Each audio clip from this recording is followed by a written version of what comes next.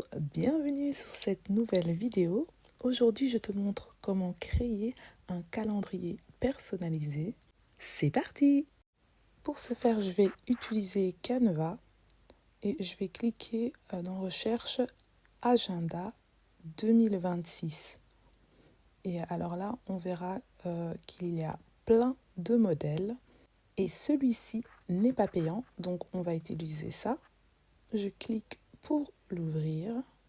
Voilà la page qui est ouverte.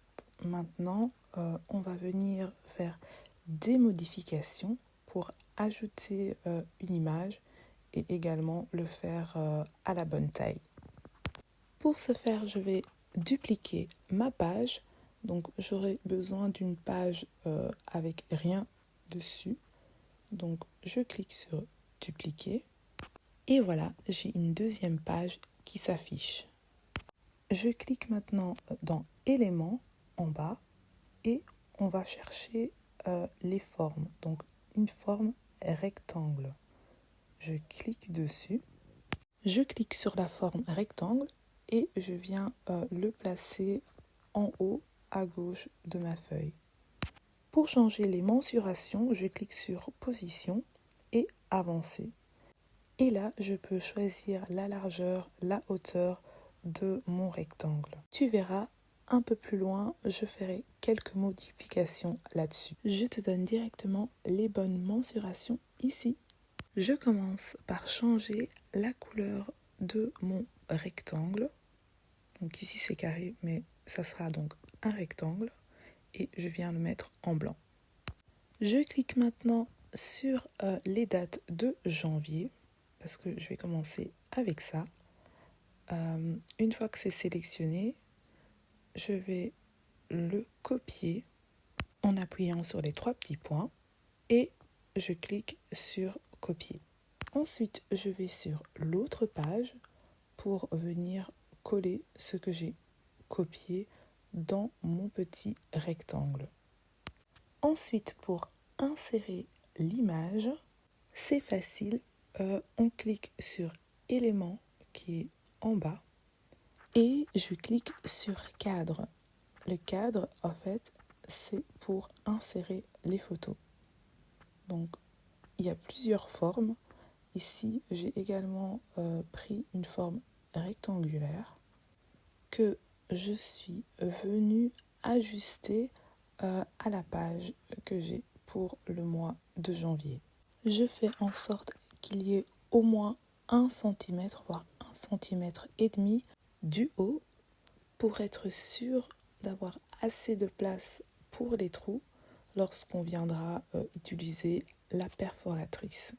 Voilà, j'avais remarqué qu'il fallait encore mettre de la place pour ajouter le mois. Forcément, c'est très important. Donc, je mets un peu d'espace et je vais partir copier, coller le janvier de l'autre page. Petite astuce en plus, si tu cliques sur le mois, donc là sur janvier, tu as directement tout le bloc, donc et le mois et toutes les dates que tu peux venir copier et ensuite le coller directement sur l'autre feuille. C'est beaucoup plus rapide et voilà, il suffit de le faire maintenant avec tous les mois.